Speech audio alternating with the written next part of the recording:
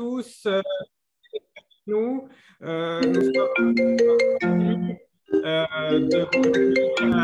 ce matin avec à l'Institut des sciences politiques de l'USJ et en partenariat avec la Fondation Lockman Slim, même de façon virtuelle. Nous avions initialement prévu une conférence étalée sur toute une journée qui aurait dû se dérouler ici à Beyrouth. Les circonstances, la pandémie nous ont contraints à reporter cela de quelques semaines, mais nous avons quand même tenu à marquer cette date importante. Il y a un an, le Liban tout entier était sous le choc en apprenant l'assassinat odieux de Lockman Slim.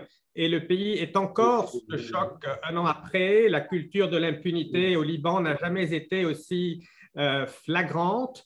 Donc, nous avons réuni aujourd'hui certaines des plus belles figures du monde académique français qui ont accepté d'être avec nous pour débattre des violences politiques et des assassinats d'intellectuels dans le monde arabe. Donc, je les remercie chaleureusement.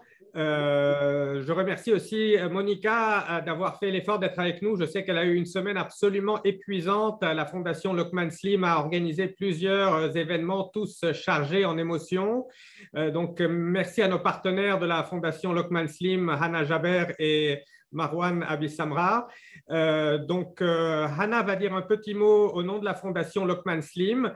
Ensuite, nous allons commencer par donner la parole à notre ami Henri Laurence et à Jean-Pierre Filiu qui ont tous les deux des engagements. Jean-Pierre Filiu doit prendre l'avion dans une heure, mais nous poursuivrons ensuite la discussion. Je précise à tous les participants qu'ils auront la possibilité de poser des questions. Il faudra juste indiquer dans le chat pour que le technicien puisse vous ouvrir le micro. Donc, on essaiera dans la deuxième partie de lancer un débat. C'est véritablement avec à la fois de l'émotion et du plaisir de vous retrouver que j'ouvre ce séminaire. Bonjour Hannah et je te donne la parole.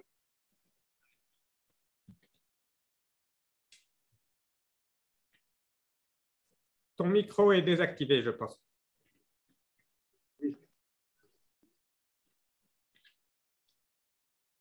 Je pense que tu es sur mute, Hannah.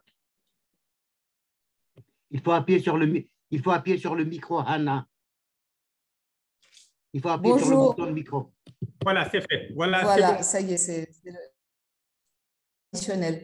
Merci beaucoup, Karim. Je suis émue à plus d'un égard parce qu'on sort de 2 journées de commémoration d'un événement douloureux et c'est la perte d'un ami, c'est aussi la perte d'une figure qui ne se renouvellera pas, c'est clair, dans l'histoire intellectuelle du Liban.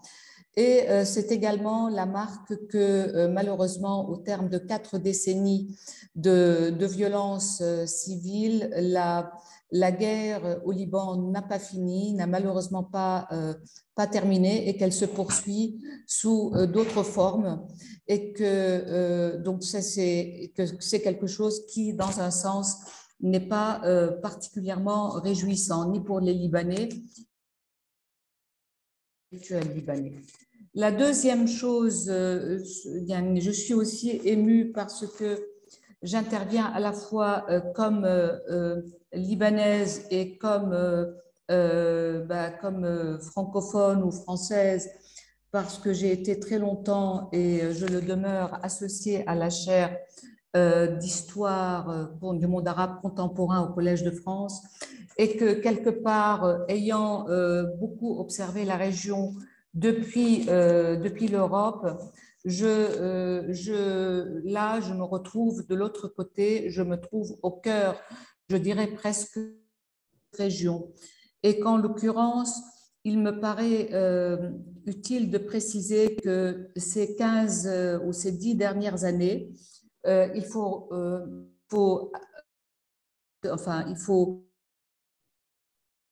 en Europe ont observé avec beaucoup arabes, ce qu'on a appelé les révolutions arabes, et que je constate aujourd'hui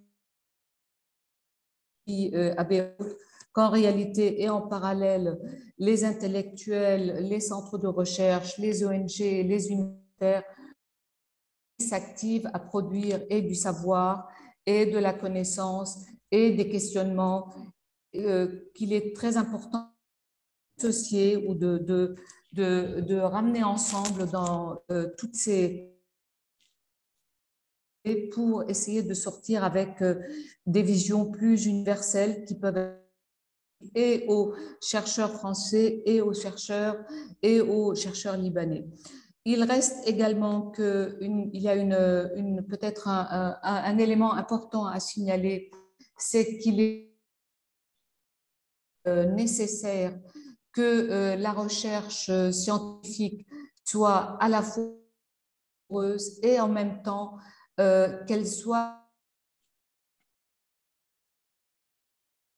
politique des sociétés de cette région-là. On ne peut pas comment les soulèvements arabes ont été réprimés et comment les despotismes se sont emparés d'une main de fer de ce qui se passe dans les différents pays, comment en Égypte il y a une chape de plomb et qu'en Irak il y a le chaos, qu'au Liban ça s'est délité, qu'en Syrie ça part, c'est une sorte la violence est inouïe. On ne peut pas se permettre de produire du panache et pour le plaisir. Il est important aujourd'hui que nous adressions à ces sociétés un message de pas soit dans les débats publics être porteur de donc à propos de la fondation, les uns et les autres, nous avons eu des échanges séparés. C'est une fondation qui a eu le culot, je dirais, le courage, ou le culot, je ne sais pas, mais en tout cas, le travail sur les politiques a posé comme une évidence. La question ne s'est même pas posée sur le choix des termes, ni sur les choix de l'enjeu. C'est quelque chose que nous portons à la fois par conviction intellectuelle, par conviction citoyenne et aussi parce que nous nous rendons compte que la production de savoir à partir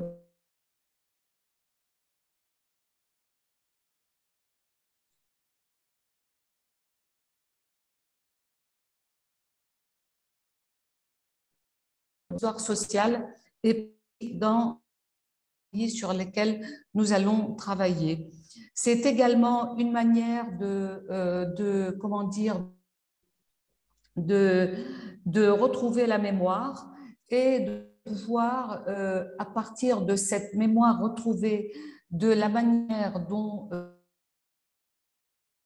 affaiblie et mis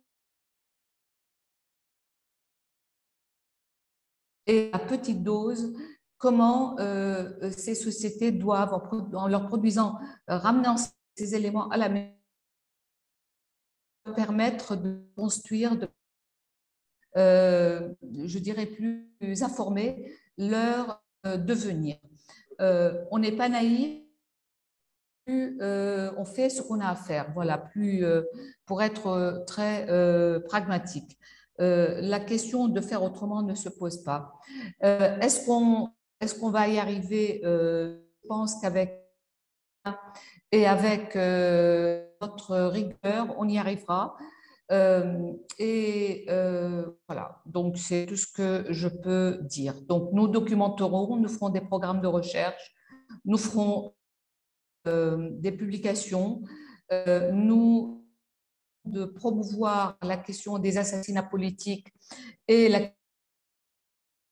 dans les cursus universitaires, dans les débats publics, là où c'est possible, car qui permet qui est la charpente de l'état de droit. Voilà. Merci beaucoup, Anna. Je précise qu'on a perdu quelques bribes en raison des connexions Internet libanaises.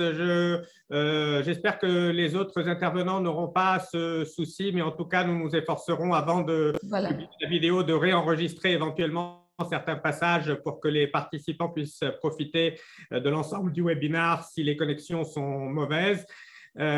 Avant de passer la parole à Jean-Pierre Filiu et Henri-Laurence, Monica, je sais que vous devez être extrêmement épuisés cette semaine, que vous devez être à la fois ému et physiquement à bout de force. Merci d'avoir été avec nous. Est-ce que vous pourriez dire un petit mot d'ouverture? Oui, bon, merci. Merci d'abord à tout le soutien. C'était une semaine très dure et très émouvant en même temps. Et moi, personnellement, je n'arrive pas vraiment à croire que ça fait déjà 1 an que Lokman nous a quittés. Bon, elle ne nous a pas quittés, mais on le fait quitter. Et, mais oui, qu'est-ce qui me donne la force? C'est vraiment tout le soutien qui se présentait.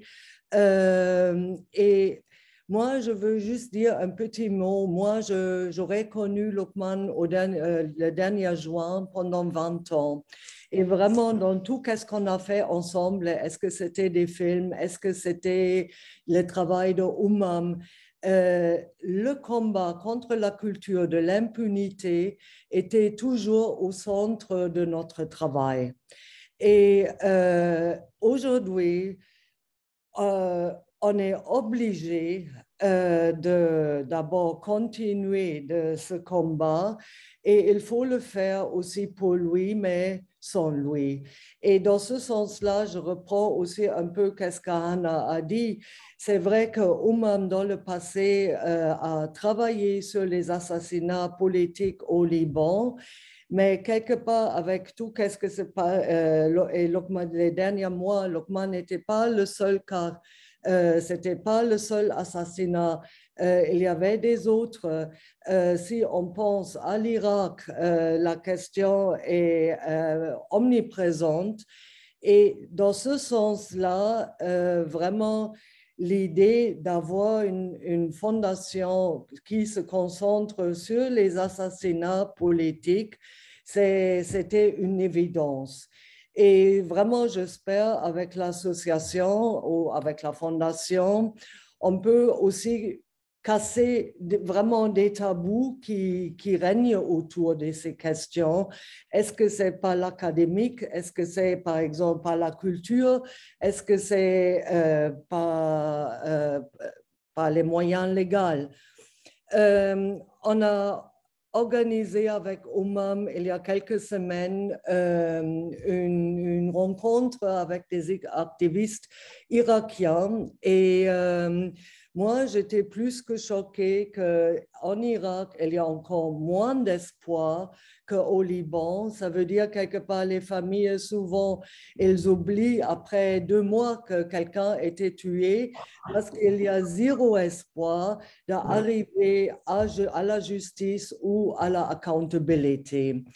Bon, moi, je m'arrête ici. Moi, sur un niveau personnel, mais j'espère aussi avec la Fondation, on va tout faire pour rendre justice à Lokman, parce que sinon, on donne une carte verte aux tueurs. On va faire notre maximum et j'espère on va arriver parce que aussi l'histoire a prouvé que l'histoire peut changer. C'est vrai qu'au Liban, il n'y avait jamais eu accountability, mais quelque part, j'espère ou j'ai cet espoir que l'histoire pourrait changer. Et merci beaucoup de nouveau pour tout votre soutien. Merci beaucoup, Monica, et tous nos hommages. C'est vraiment impressionnant de voir la façon avec laquelle vous poursuivez ce combat avec dignité et persévérance. Monica a reçu il y a une dizaine de jours de la part d'Anne Griot, l'ambassadrice de France, et de l'ambassadeur d'Allemagne, le prix franco-allemand des droits de l'homme et de l'état de droit. Et elle a eu un mot très émouvant où elle parlait des procès de Nuremberg, de la nécessaire reddition de comptes comme préalable à l'édification d'un avenir meilleur. Merci également d'avoir ouvert notre débat en évoquant les assassinats dans d'autres pays arabes. Tu as mentionné l'Irak. Je pense à Houcham el-Hashimi que nous avions reçu à Beyrouth quelques mois à peine avant son assassinat pour un colloque organisé avec la fondation Konrad Adenauer sur le terrorisme. Et les exemples sont malheureusement très nombreux. Je pense qu'aucun régime dans cette région du monde n'est innocent. On peut attribuer des assassinats politiques à l'ensemble des régimes du monde arabe. Si on remonte aux années 50-60, la liste est vraiment impressionnante. Ne serait-ce qu'au Liban, si on inclut les assassinats et les tentatives d'assassinat, on arrive à entre 150 et 200 depuis la création de l'État du Grand Liban en 1920. Le traumatisme est important. Il suffit de voir en Tunisie… Est-ce que vous entendez, Karim? Il n'y a eu que 2 assassinats politiques en Tunisie après la Révolution et cela a créé un électrochoc et a bousculé les gouvernements en place. Au Liban, malheureusement, c'est devenu quelque peu, il y a eu une situation de mithridatisation et les gens prennent cela comme un événement, comme un autre qui intervient tous les 6 mois, tous les ans. Et la fondation Loqman Slim va lutter contre cela et c'est précisément une nécessité impérieuse dans le monde arabe d'aujourd'hui. Donc, on va commencer par donner la parole à un historien et un politologue qui connaissent le mieux la région, Henri Laurence et Jean-Pierre Filiu, qui vont ouvrir cette réflexion sur les violences politiques au sens large et plus précisément sur les assassinats d'intellectuels dans le monde arabe. Merci Henri d'être avec nous. C'est peut-être plutôt à Jean-Pierre parce qu'il a de parler le premier parce qu'il voilà lequel est le plus pressé. Je sais que Jean-Pierre doit libérer sa chambre d'hôtel dans 1 heure. Si j'ai bien compris qu'il y a aussi un engagement. Jean-Pierre, allez-y alors. Par contre, encore sur mute. Voilà. Eh bien, chers amis, d'abord, vous exprimez très simplement, mais avec aussi beaucoup de force, l'émotion que j'ai d'être associé à nos échanges ce matin. Je suis encore à Beyrouth pour quelques heures. J'y suis venu pour participer à la commémoration du 1er anniversaire de l'assassinat de Loqman Slim. Je renouvelle vraiment l'expression de mon admiration à Monica, à Racha, la sœur de Loqman, à la mère de Loqman, que j'ai donc vue avant-hier, avec leur immense courage à Dar es Slim, entourée de représentants de 11 ambassades, dont l'ambassadrice de France, l'ambassadrice, la chargée d'affaires d'Allemagne, l'ambassadrice des États-Unis et toute une série d'intellectuels, de personnalités qui ont marqué très activement leur solidarité en ce moment très triste, mais qui est aussi un moment de mobilisation collective, je n'ose dire de prise de conscience, vu que Karim Bitar a rappelé qu'il y a ce phénomène extrêmement pervers de mithridatisation. Oui et non. Bon, j'ai appris la nouvelle de l'assassinat de Loqman, j'étais en randonnée en forêt, en banlieue parisienne, et par un ami libanais, ça s'est répandu vraiment comme une traînée de poudre, aussi bien au Liban qu'à l'extérieur, le choc a été immense. Moi, j'avais immédiatement sur mon blog du Monde fait un texte, la longue liste des crimes imputés au Hezbollah. Et jeudi soir, donc à l'issue de la commémoration, la conférence que j'ai donnée à l'Institut français, je l'ai évidemment dédiée à la mémoire de Loqman Slim. Donc, on a cette exigence de justice, cette exigence de vérité qui doit perdurer. C'est affreux à dire, mais 1 an, ça n'est pas énorme dans ce combat. Il faut tenir bon. C'est pour ça qu'il est important d'entourer Monica, Racha et les proches de Loqman, de leur apporter toute notre solidarité active et donc comme intellectuels, la contribution que nous pouvons apporté à ce phénomène. Il faut bien savoir que les assassinats politiques dans le monde arabe, et peut-être encore plus qu'ailleurs, sont voués sont censés provoquer un phénomène de sidération, hein, que on veut que les victimes, leurs proches, tous ceux qui militent pour un état de droit, eh bien, soient absolument tétanisés par la violence ciblée, hein. Je ne rentrerai pas dans les détails tous plus sordides les uns que les autres de l'assassinat de Lokman Slim, hein, et donner vraiment l'impression qu'ils peuvent tout à tout moment. Alors je me permets quand même un parallèle, hein, je l'ai fait dans un livre Généraux, gangsters et djihadistes avec la mafia. Il faut savoir qu'on est là, même s'il s'agit d'organisations politiques, voire de services d'enseignement, de mukhabarat dépendant d'un régime politique, dans des procédés de type mafieux. Et on sait bien que les assassinats qui sont perpétrés par le crime organisé visent au moins autant à éliminer la personne concernée qu'à semer la peur dans l'entourage pour justement favoriser l'omerta. Omerta, c'est un mot que j'ai lu très souvent, hein, s'agissant des circonstances de la mort de Lokman Slim ou en général de ce type, hein, d'assassinat, hein. Il faut que la loi du silence pèse, il faut qu'on ne puisse même pas, hein, donc moi, là je viens de mentionner le Hezbollah, mais il faut qu'on puisse même pas dire son nom, hein, et ça participe de ça, hein. Et je crois que le parallèle est très fort, très juste avec l'Irak.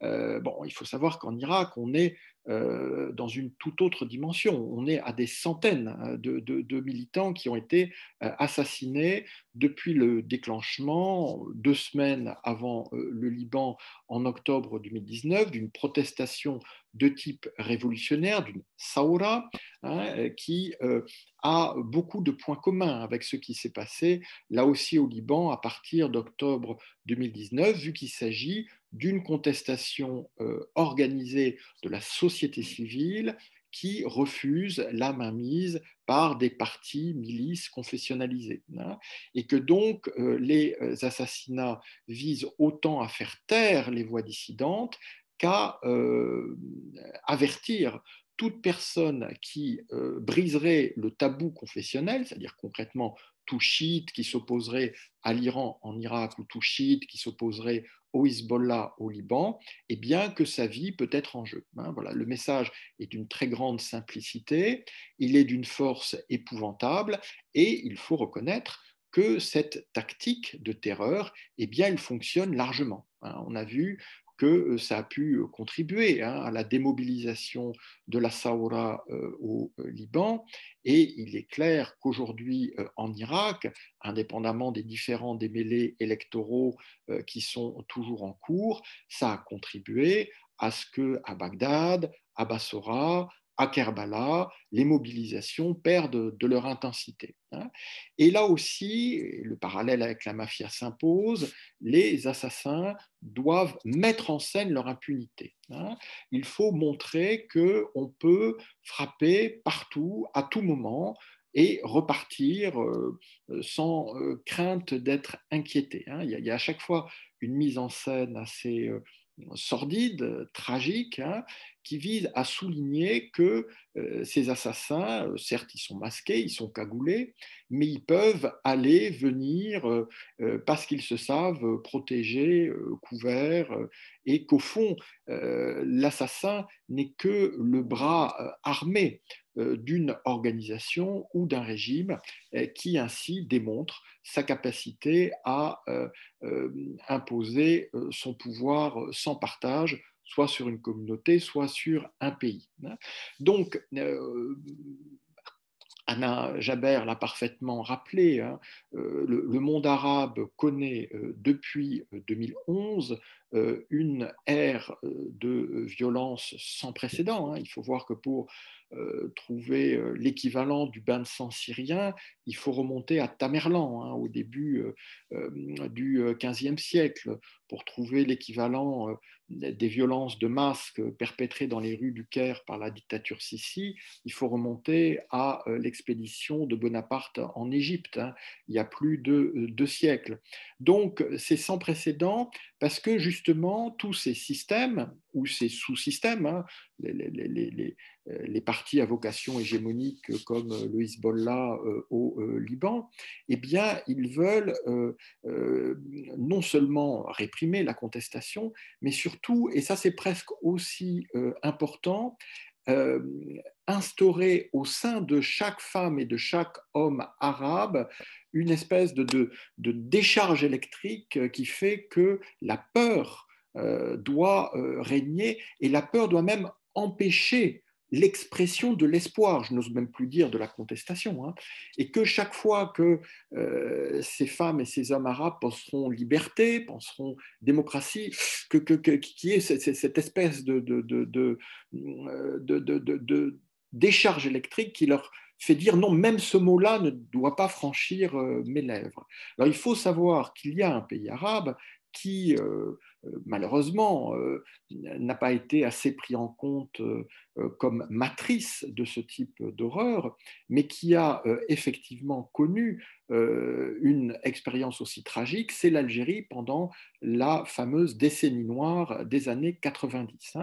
Et là, on voit bien que pendant la décennie noire, on a à la fois des massacres épouvantables, parfois de populations entières, y compris aux portes de la capitale.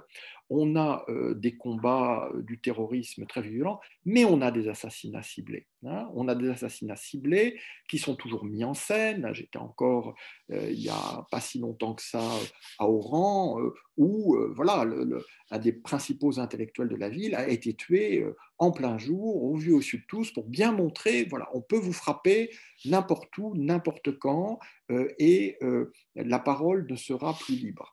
Donc, ce qui pousse soit au silence, soit à l'exil, ce qui est exactement ce que ce type de régime ou d'organisation souhaite.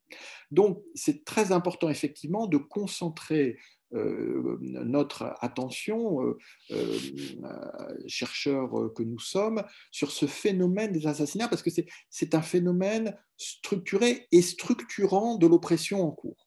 Ce n'est pas du tout je dis, une initiative individuelle, un débordement. Non, non, c'est au cœur de ces mécaniques de contrôle de la population. Donc voilà, moi, c'était ces quelques mots que je voulais dire face à des collègues et amis qui sont bien plus ferrés que moi sur ce sujet, mais vraiment renouveler l'expression de ma solidarité totale, active, avec Monica et les proches de Lockman Slim pour que justice lui soit enfin rendue, parce que cette justice qui sera rendue à Lockman, elle nous sera rendue à nous toutes et à nous tous, et elle nous importe parce que nous devons pouvoir savoir la vérité pour pouvoir continuer à vivre et à travailler au Liban, dans le monde arabe et au-delà. Merci beaucoup Jean-Pierre Filiu pour cette description clinique très précise, déprimante certes, mais parfaitement juste, de ce chilling effect que peuvent avoir les assassinats sur l'ensemble d'une société. Il s'agit d'éliminer les gêneurs, d'accentuer la polarisation. Et le fait que Lockman ait été considéré comme un gêneur est tout à son honneur, car c'est précisément là le rôle d'un intellectuel, d'être celui qui est une figure oppositionnelle, comme disait Michel Foucault, celui qui met le doigt dans la plaie, celui qui dit la vérité au pouvoir. Donc ces assassinats sont souvent, parfois, ironiquement, une forme d'hommage à la personne qui est liquidée. C'est un témoignage du fait qu'il aura véritablement touché là où cela faisait mal. pénal. Et c'est en fait effectivement le parallèle que faisait Jean-Pierre Filu avec les méthodes de la mafia est particulièrement pertinent. Donc on va passer à Henri Laurence, qu'on n'a plus besoin de présenter et qui pourra nous donner une perspective sur la longue durée des violences politiques au Moyen-Orient. Merci Karim. Bien, j'aurais pas dû laisser la parole à Jean-Pierre Filu parce qu'il a dit tout, donc il me reste que le reste, si j'ose dire. D'abord, évidemment, ma solidarité pour la famille de Lokman Slim. Je n'ai pas eu la chance de le rencontrer, ça devait se faire, et puis ça ne s'est pas fait. Et puis bon, voilà, les choses se sont passées ensuite comme cela. Je suis historien, comme tu l'as fait remarquer, et je suis aussi un historien du temps présent. Et c'est ça la différence avec les autres disciplines historiques. Je veux dire, si tu travailles sur la Révolution française, tu as de l'affection pour certains personnages ou des déplaisances pour d'autres. Mais enfin, ils sont loin, tandis que mon malheur de travailler sur le monde arabe contemporain et de voir des gens que j'apprécie, des véritables amis, se trouver assassinés.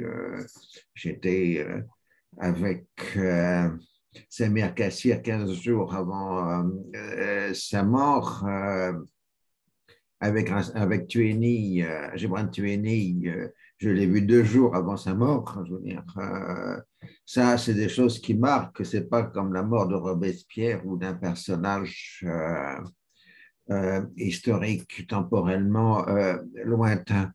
Et là, évidemment, il y a cette souffrance que nous éprouvons en tant que spécialistes de la région, de voir pratiquement le naufrage actuel de cette région. Jean-Pierre l'a rappelé, l'Irak, la Syrie sont devenus des terres de sang. La violence en Égypte, la violence étatique en Égypte n'a jamais été aussi importante, sauf depuis ma chère expédition d'Égypte, mais ça, c'est un peu lointain. Alors, toujours le problème, il y avait un dessin, en 82, il y avait eu les incidents du stade de Heysel en Hollande, il y avait eu 100 morts et quelques, je ne sais plus, et il y avait un dessin du Monde qui montrait des miliciens en train de se battre au Liban et en train de se dire, mais d'où tire-t-il cette violence?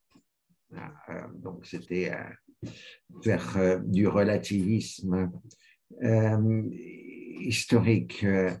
Alors, est-ce que le Moyen-Orient est par nature une terre de violence? Est-ce que cette région du monde est-elle par nature soumise à différents autoritarismes?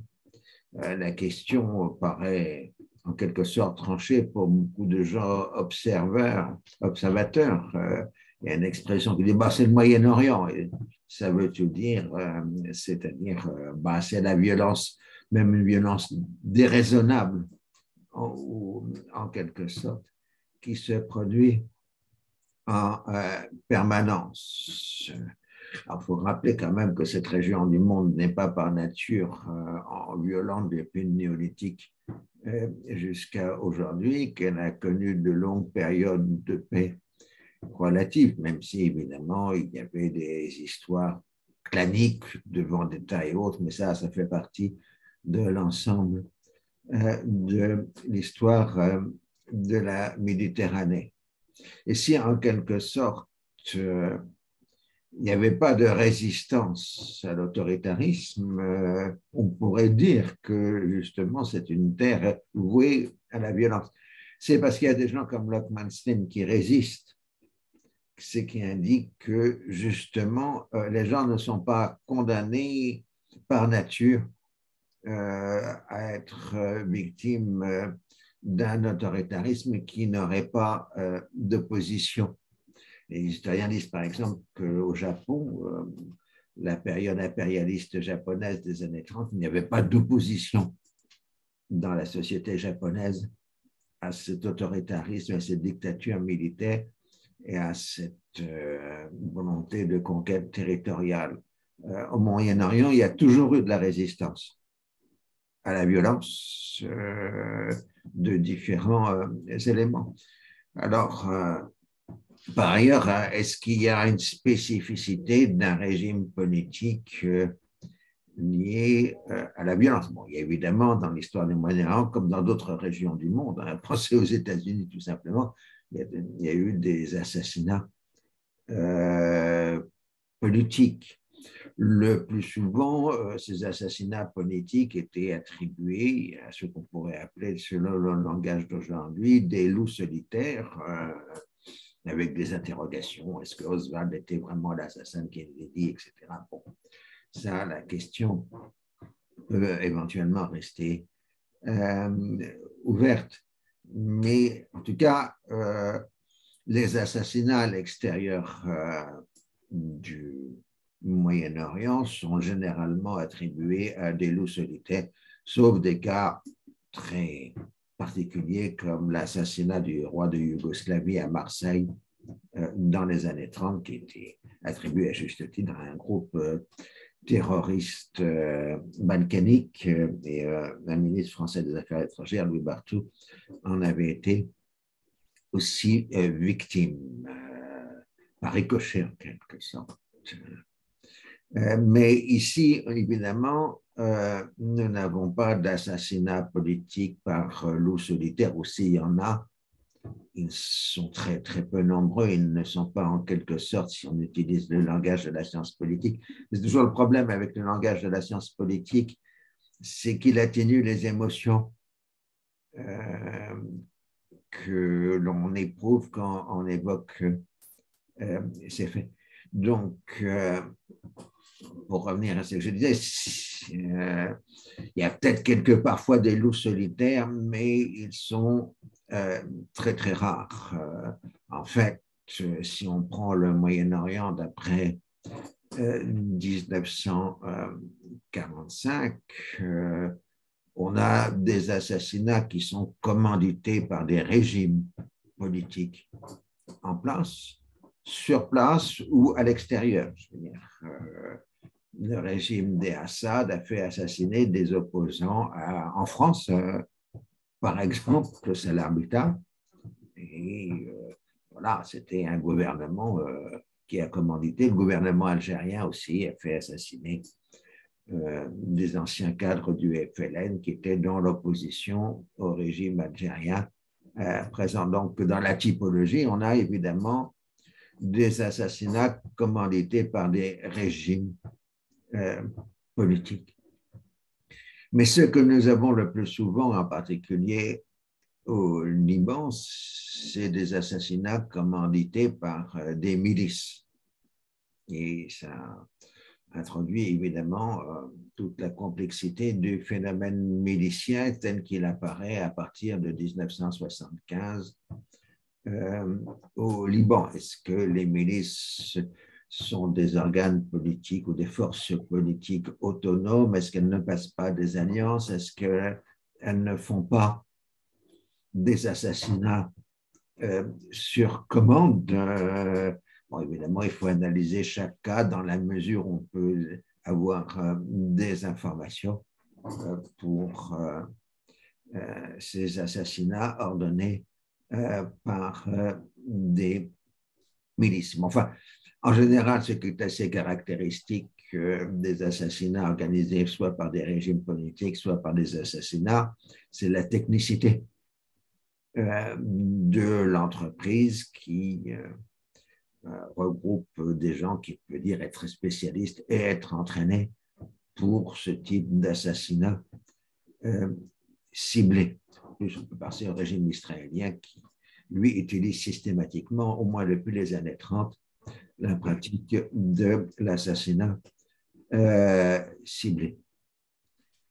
Alors, dans le cas malheureux qui nous concerne, bien évidemment, on l'a dit, ça rejoint une triste liste ou une triste litanie de personnes qui ont été assassinées par opposition au Hezbollah. Alors, à chaque fois, on a dit c'était c'est le voisin du Nord ou du Sud plutôt qui est responsable, mais franchement, je crois que la personne de sain mentalement peut accorder la totalité des assassinats des opposants du Hezbollah à un régime extérieur au Liban, à la formule latine, hein, il suffit qui prodesse, hein, c'est celui qui l'a fait, celui qui avait intérêt à le faire. Et bon, comme l'a dit Jean-Pierre, c'est toujours une logique d'intimidation, de peur, mais qui traduit aussi une peur de la part de ceux qui ordonnent l'assassinat, de la peur qu'il y ait toujours des gens qui aient une moralité suffisante pour pouvoir les affronter avec courage. Et, bon, évidemment, on pourrait s'en dispenser, mais on peut dire que ce type d'assassinat montre le côté honorable des victimes et le côté déshonoré des gens qui ont commandité cet assassinat.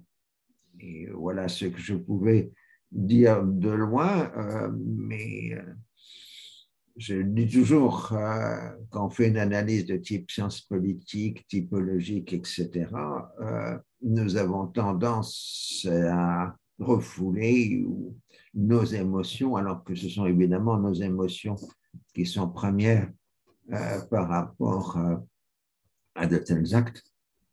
Et d'autre part, nous sommes tous ici spécialistes depuis un certain nombre de décennies maintenant de cette région du monde, complètement catastrophée par l'ensemble de l'état de cette région du monde. Nos objets d'études, comme on dit entre nous, ils vont de plus en plus mal. Et c'est aussi pour nous une souffrance parce que même si ce sont des objets d'études, ce sont aussi des gens que nous aimons et des sociétés que nous apprécions. Voilà ce que j'avais à dire et je remercie d'avoir été honoré d'être invité à cette conférence.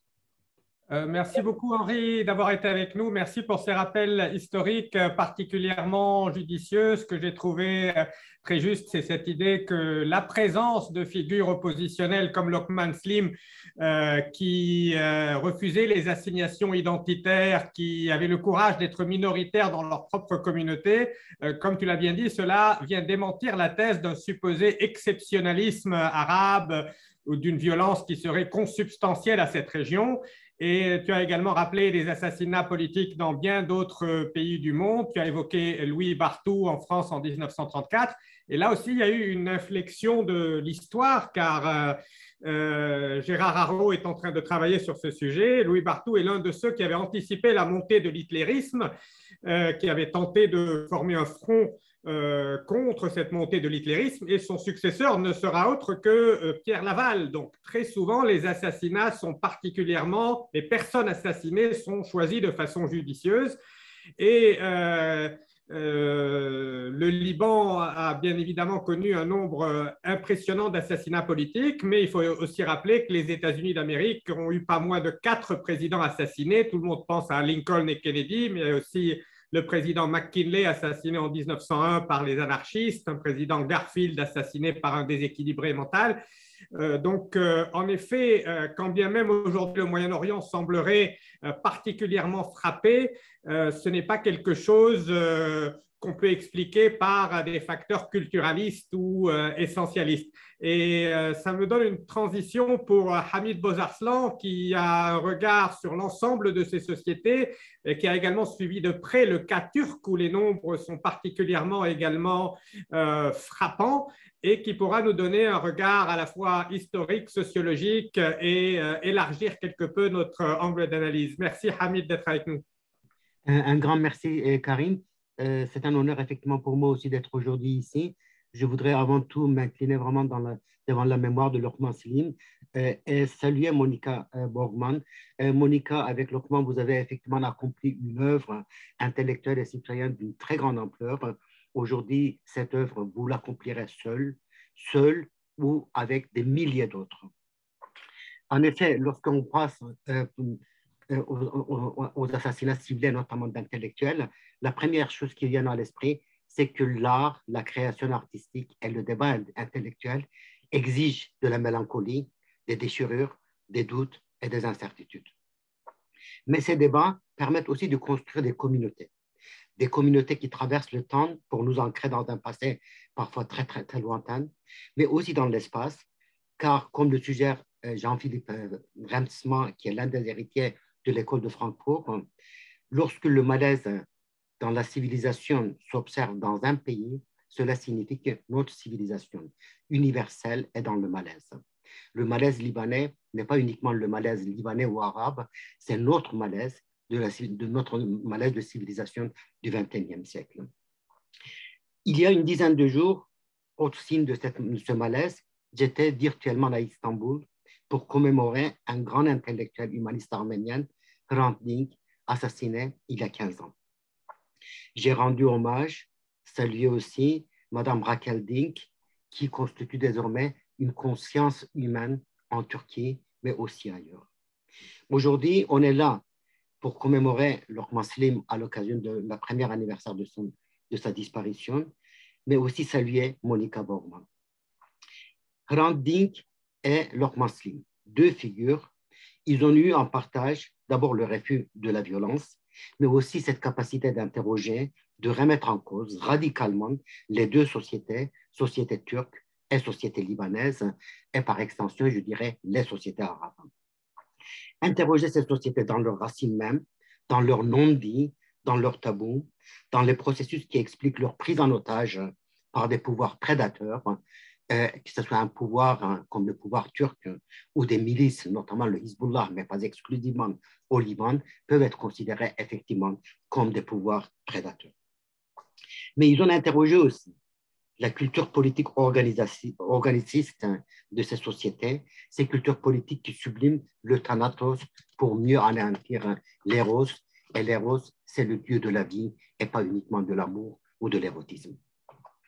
Ils ont rejeté une culture politique qui définit la politique avant toute autre chose comme une guerre pour détruire le politique comme la connaissance, la reconnaissance, le lieu de négociation, l'institutionnalisation des conflits. Ils ont rejeté l'idée que l'adversaire était un ennemi. Ils ont légitimé l'idée même de l'adversité, de la conflictualité démocratique. Pourquoi Hrant Dink a été assassiné et pourquoi Lokman Slim a été assassiné? Je pense qu'avant toute autre chose, parce que c'était des cibles faciles. C'était des cibles sans protection, sans défense. Et c'était des cibles, comme le disait Hrant Dink, qui vivaient dans une sorte d'intranquillité de colombe. Effectivement, les deux vies ont été traversées par cette intranquillité. C'était des cibles faciles à atteindre, mais aussi, ils ont été assassinés parce que c'était des hommes de dialogue et de la critique. Leur assassinat, je crois que ça a été rappelé, visait à faire régner la peur, visait à régner la suprématie de la peur sur la vie, mais aussi de détruire les facultés cognitives des sociétés turques, libanaises et arabes. Facultés cognitives, et on sait que tout totalitarisme, tout régime autoritaire, mais aussi Jean-Pierre l'a souligné, toute organisation criminelle veut détruire la capacité d'une société de se penser dans son passé, de se projeter dans l'avenir et d'investir son présent pour sortir de son malheur, de cette malédiction que Samir Kassir analysait et qui rongeait et Samir Kassir et d'autres intellectuels. Et ce n'est pas du tout par hasard qu'entre les années 1920 et 1940, pratiquement toute la pensée politique est obsédée par ce malaise, cette capacité des régimes de détruire les facultés cognitives des sociétés. Prenez Hannah Arendt, prenez Ernest Bloch, prenez Ernest Cassirer, prenez Sébastien Hafner, on a l'impression que vraiment la question que la pensée politique, la pensée juridique aussi se pose, philosophique se pose dans les années 1920, 30 ou 40, c'est comment ça se fait que les sociétés aujourd'hui sont transformées en bateaux ivres, les sociétés sont totalement assommées intellectuellement. les sociétés, les régimes totalitaires, les pouvoirs totalitaires, mais les pouvoirs miliciens aussi, sont des pouvoirs qui se maintiennent par la peur, mais aussi par un mouvement perpétuel. Interdisent à leur société de se doter de construire et de se doter d'une mémoire, de se penser dans une continuité temporelle qui ferait sens. Ces régimes-là, où ces pouvoirs prennent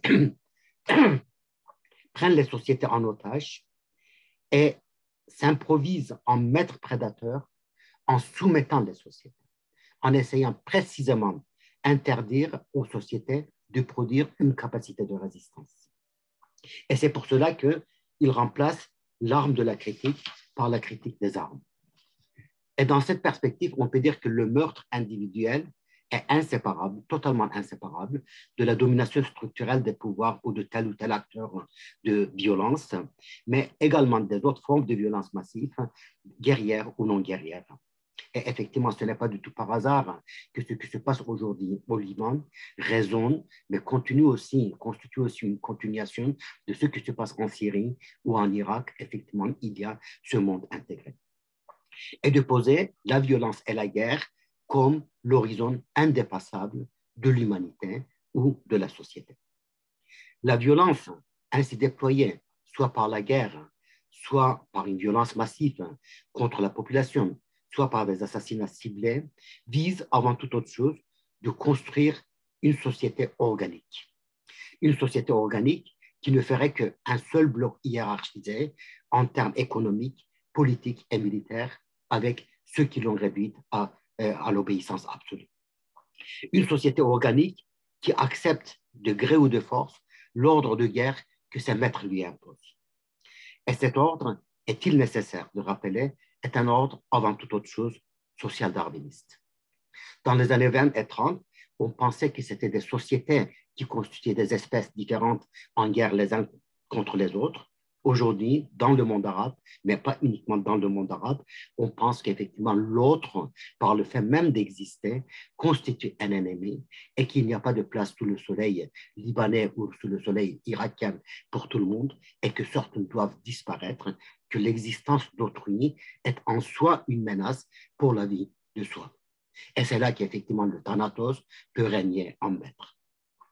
Et ce n'est pas du tout par hasard que aussi bien en Irak qu'au Liban, où une révolte a commencé en 2019, les sociétés ont crié leurs besoins, leurs aspirations, leurs demandes de couleur. Ces deux révoltes ont été des révoltes de couleur. Non pas parce que, comme dans l'ex-Union soviétique, elles se sont emparées d'une couleur, mais parce que c'est des révoltes qui refusaient le monde en noir et blanc et qui voulaient peupler leur existence de couleur, de s'imaginer en couleur. Et je crois qu'effectivement, c'est ce refus de couleur, ce refus d'imposer le blanc et le noir qui a causé l'assassinat de tant de monde, parmi lesquels Rantik, mais Assir aussi, mais aussi précisément Lokman Slim. Lokman Slim, de son vivant, posait la question de la mort. Mais posait la question de la mort en rapport avec des vivants et avec des morts.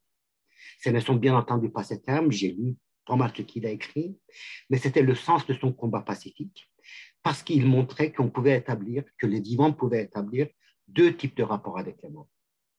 Le premier type de rapport avec les morts, c'était de type maurassien, Charles Maurras, qui estimait que les morts avaient le droit d'hypothéquer la vie des vivants, que les vivants devaient à tout prix faire montre de fidélité à la cause des morts et que ce devoir de fidélité devait leur interdire de se penser un avenir autre qu'un avenir fait de guerre et de victoire future.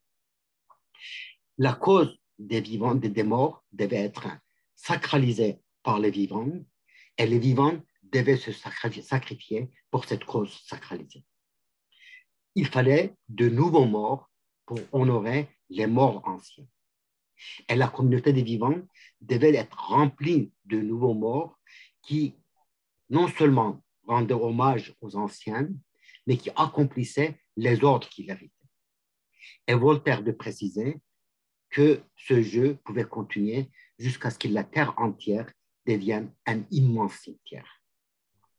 Mais Luqman Slim, ce ne sont pas ses termes, mais c'est le sens de son combat, montrait qu'il pouvait y avoir aussi un deuxième rapport avec les morts. Un rapport avec les morts auquel Heinrich Heine, cet immense intellectuel franco-allemand, nous invitait il y a plus d'un siècle. Heinrich Heine disait qu'il fallait fréquenter les morts et apprendre d'entre d'eux. Mais il fallait apprendre des morts, non pas pour les imiter, mais au contraire, pour s'épargner et épargner aussi aux générations futures les souffrances qui furent les leurs. Les salons mentent, disait Heinrich Heine. Les tombeaux sont sincères. Mais hélas, les morts, ces froids récitateurs de l'histoire, parlent en vain à la foule furieuse qui ne comprend que le langage de la passion vivante. Heine était parfaitement conscient que tous les morts n'étaient pas jaloux des vivants et qu'il voulait surtout leur montrer que la voie que eux ils avaient empruntée était une voie qui amenait à la destruction et à la désolation. Il fallait apprendre des témoignages compatissants des morts pour pouvoir sauver les vivants et construire les générations futures. Ce changement de perspective est extrêmement important. Passer de la perspective maurassienne à une perspective qu'on pourrait définir comme de Heine, donc heinienne, est très important parce que ce changement exige un dialogue libre, un dialogue pédagogique avec les morts qui refuse le dialogue démagogique avec les morts. Et cela signifie aussi que l'homme, dans le sens anthropologique du terme, devient libre en se libérant des morts. Et cela lui permet avant toute autre chose de penser l'histoire différemment, de se poser la question de pourquoi nous en sommes là. Pourquoi, après un siècle de mobilisation nationaliste, de droite, de gauche ou d'islamiste, aujourd'hui, on a encore des dictateurs, on a encore des dizaines et des centaines de milliers de morts. Pourquoi nous n'avons pas été capables de construire un héritage et de léguer cet héritage sans testament, comme disait René Char. Donc, un tel changement de perspective qui exige un dialogue pédagogique avec les morts signifie aussi qu'on définit l'altérité différemment. L'altérité, d'abord politique. Vous connaissez tous la sagesse brutale d'Ali Abdullah Saleh, qui a été assassiné, l'ancien président yéménite. Il définissait la politique comme l'art de danser sur la tête des serpents. Est-ce qu'aujourd'hui, on ne peut pas penser la politique, non pas en termes reptiliens, mais comme un lieu de ressources, de réservoirs d'un monde pluriel et infini? Penser un monde arabe, un Liban qui refuse de se mourir de sa nostalgie d'uniformité et de finitude. Est-ce qu'on ne peut pas refuser ce rétrécissement du monde arabe par la violence qui désormais l'étouffe? Est-ce qu'on ne peut pas penser le monde arabe dans toute sa complexité, en rendant éloge à la complexité, pour refuser la simplification que les djihadistes, les miliciens et les gangsters nous imposent? Ce changement de perspective ou ce nouveau dialogue avec les morts permet aussi de rompre avec le slogan « À bas l'intelligence, vive la mort » du général franquiste Hossein Milan Astre. Et aujourd'hui, on voit combien le pouvoir dans le monde arabe, mais aussi plus généralement ailleurs dans le monde musulman, qu'il soit établi, légalement reconnu ou milicien, crie « À bas l'intelligence, vive la mort ». La mort, disait Canetti, est un scandale en soi. Et le plus grand scandale de la philosophie, disait, ajoutait Canetti, c'est d'avoir accepté la mort. Certes, la mort constitue la finalité de la vie individuelle, contre laquelle on ne peut rien faire, mais la mort ne peut absolument pas constituer la raison d'être de la vie en communauté humaine. Il faut comprendre que pour être grandiose, la société doit refuser tout principe sacrificiel. Que la virilité peut se faire dans la douceur de la vie et se réaliser sans l'effusion de sang. C'est une insulte à la masculinité de dire que la virilité est synonyme du sang. Et il faut peut-être se rappeler que l'épopée de Gilgamesh se termine par l'amour fraternel qui s'établit entre Gilgamesh et Enkidu et non pas par une lutte à mort. Il s'agit là des éléments extrêmement élémentaires, mais on sait combien ces éléments absolument élémentaires ont pu être absents de l'histoire humaine au cours de très nombreuses fois. Henri Laurence l'a rappelé, bien entendu, l'assassinat politique a toujours existé dans le monde. Pourquoi ont-ils tué Jaurès? Se posait la question Jacques Brel. On a tué Jaurès dans un monde où il ajoutait où les 12 mois s'appelaient décembre. Et voilà, il faudrait désormais que les 12 mois ne s'appellent pas décembre, mais qu'on a des janvier, des février, des mars ou des avril. Nous savons pourquoi Lokman Slim a été assassiné. Mais on peut poser la question à ces assassins. Qu'avez-vous ajouté à la vie en tuant Lokman Slim?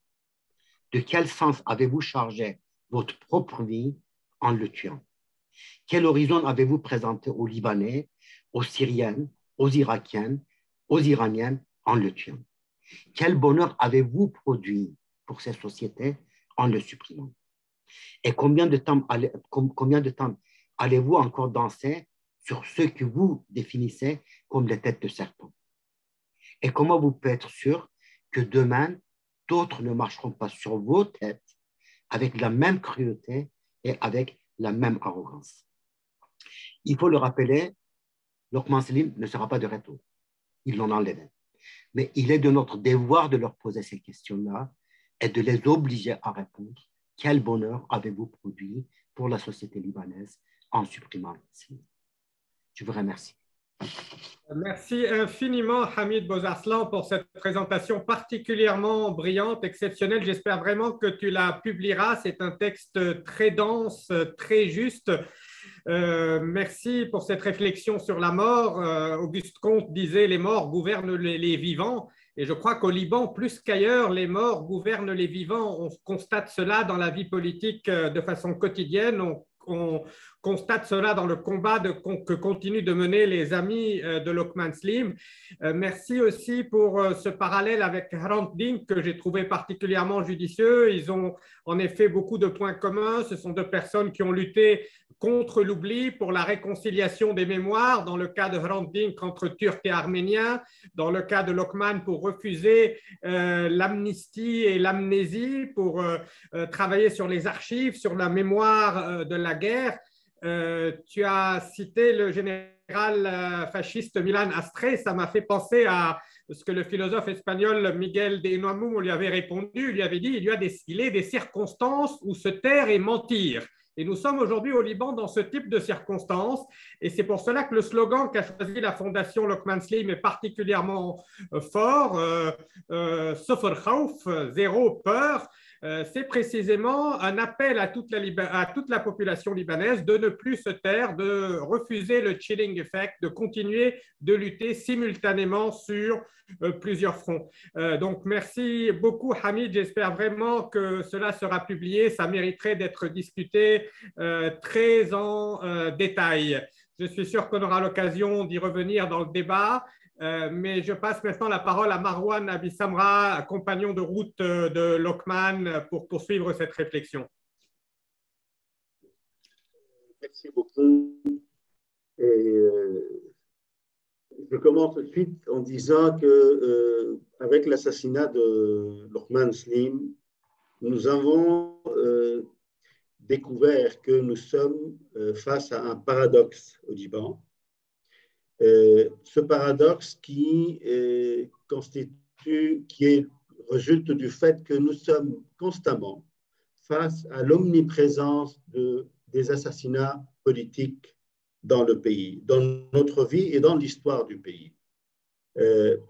Depuis l'indépendance du pays jusqu'à la mort de Lokman Slim, de Riyad al-Sulh à Lokman Slim, il y a ce que Lokman appelait cet arc-en-ciel de sang qui accompagne constamment l'histoire du pays. Donc, cette omniprésence des assassinats, le paradoxe, c'est que ça s'accompagne d'une absence presque totale d'une approche, d'une analyse des assassinats politiques au Liban. À tel point que quand on a commencé à regarder, nous n'avons pas une liste, même pas une liste des assassinés au Liban depuis son indépendance. Et effectivement, Luqman Slim s'est rendu compte de cela et il avait commencé à documenter, à faire l'inventaire des personnalités, des personnes assassinées qu'il a appelé Man qatala man, qui a tué qui. Et en listant les assassinats, il a listé à peu près 90 à 400 assassinats politiques et il avait commencé à documenter cela.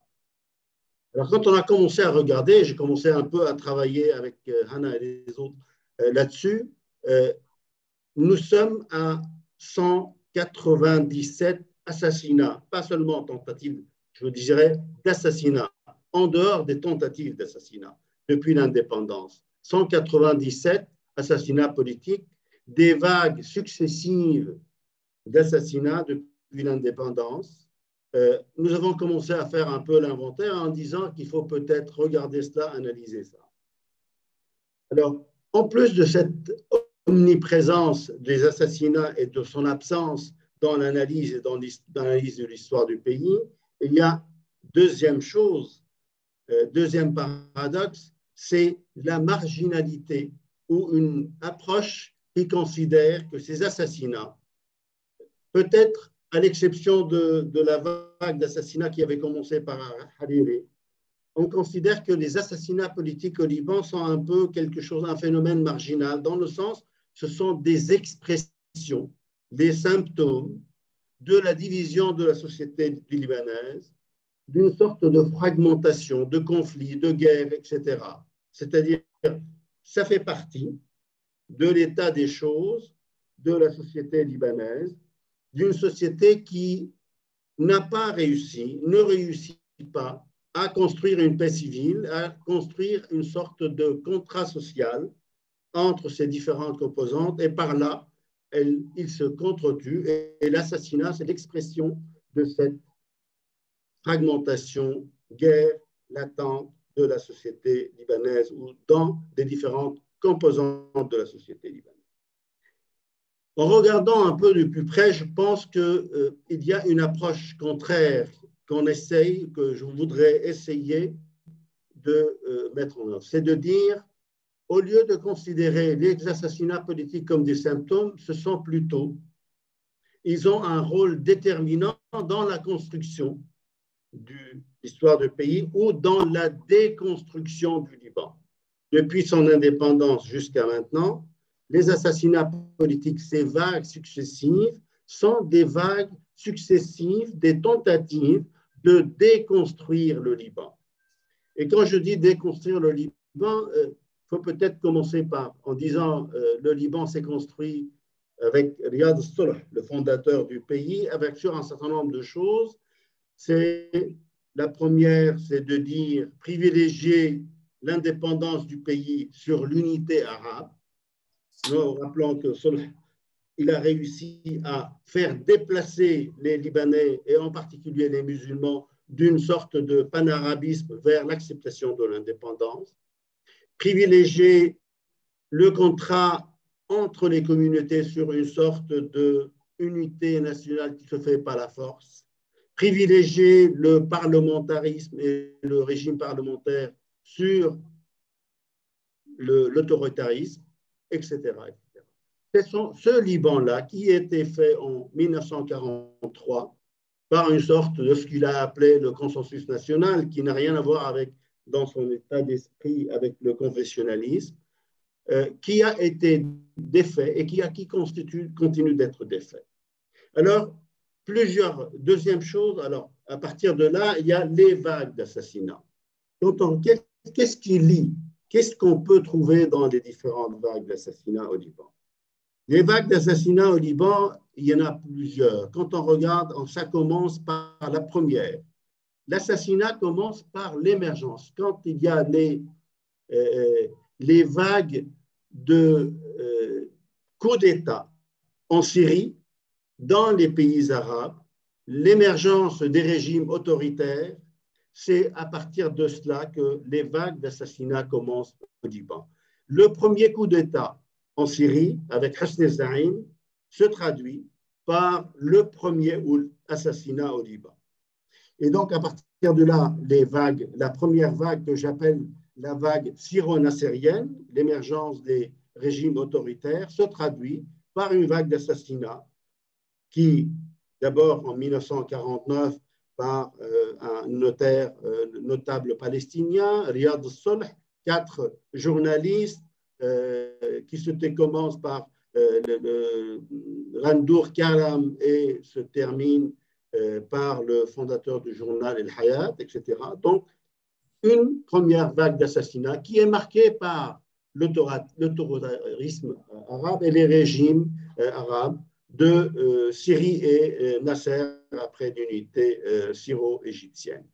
Deuxième vague importante, je dirais, il y a la vague constamment, une vague syrienne, une vague ou des vagues syriennes à partir du régime Assad. Assassinat de journalistes, d'hommes politiques, etc. Donc, prise de contrôle du Liban par le régime Assad. Et c'est une vague très importante. Une vague syrienne assadiste aussi, c'est la prise de contrôle des partis politiques au Liban. Et nous avons par là une vague d'assassinats pour la prise de contrôle du parti nationaliste syrien, une vague pour la prise en contrôle de Tripoli, et donc assassinat des milieux de gens islamistes du Tawhid dans le nord du Liban. Et donc, c'est des vagues, ce sont 3 vagues syriennes qui ont pour objet la prise de contrôle du pays d'un côté, qui commence par Jumbla, et la prise de contrôle d'un certain nombre de composantes libanaises. Il y a évidemment la vague de la guerre civile, une vague qui est... Mais quand on regarde de près, statistiquement sur les 197 assassinats, ce qui est important, ce sont les vagues liées à l'extérieur. Et la plus importante de cela, c'est dans les années 80. Dans la décennie des années 80, nous avons plus que la moitié, presque 60% des assassinats des Libanais depuis l'indépendance. C'est ce que j'appelle la vague de prise de contrôle de la communauté chiite, avec l'émergence du Hezbollah, et qui commence en 1980 avec la première vague, nettoyer la communauté chiite des gens qui sont liés à l'Irak et le parti Baas irakien. Et là, nous avons une trentaine, 25 à 30 assassinats en l'espèce de 2 ou 3 ans. Deuxième vague, nettoyer la communauté chiite et prise de contrôle de ce qu'on appelait à l'époque la résistance nationale, assassinat des communistes, etc., dans le milieu du chiite. Et nous avons là, en l'espèce de 3 ans, 4 ans, une 25 à 30 assassinats d'intellectuels, militants, journalistes, hommes politiques, etc., liés au milieu des chiites à l'intérieur. Et donc ça, c'est une deuxième vague. La première vague a été faite avant, ça se fait dans le cadre de l'émergence du Hezbollah, c'est lié au parti Dawa qui devient par la suite Hezbollah. Et la deuxième, c'est directement le Hezbollah avec je dirais l'aide iranienne et syrienne. Donc ça, c'est cette vague très importante. La troisième, à partir de là, ce que je disais, la troisième vague iranienne syrienne au Liban, Hezbollah, c'est la prise du contrôle du Liban. Après la prise du contrôle de la communauté, et quand je dis la communauté, c'est pour objet plusieurs choses, c'est nettoyer la communauté, mais organiser la prise de contrôle total de la communauté, contrôle totalitaire de la communauté chiite par le Hezbollah.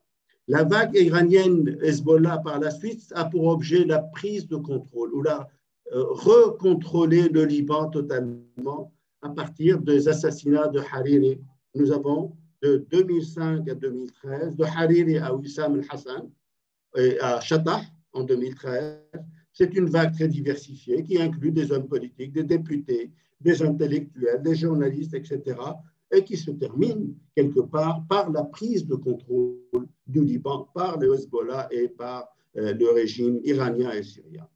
Dernière vague qui, à partir de, il n'a pas terminé, qui commence en 2020 avec le colonel Abu Jaili, Joe Bajani et enfin Luqman Slim, qui, alors, quel est-il? Je dirais deux mots simplement sur Luqman Slim. Luqman Slim, et c'est à l'intersection des deux vagues d'assassinats. Luqman Slim a été assassiné en tant que chiite, dans prise de contrôle, nettoyer la communauté de chiites de toute opposition interne. Donc, Luqman Slim, non seulement il est chiite, non seulement c'est un opposant chiite, mais en plus, il persiste à vivre à l'intérieur, à Hart Hraik, à côté, dans le headquarter de Hezbollah. C'est vraiment une provocation. Et c'est très important de voir à quel point Luqman Slim a constamment privilégié le fait de dire « je suis là, je suis à l'intérieur et je continue de parler en tant que tel contre la dictature ou contre ce contrôle totalitaire qui s'exerce sur la communauté chiite au Liban ». Donc ça, c'est une première chose. Deuxième chose, il est à l'intersection avec la deuxième vague, la prise de contrôle du Liban.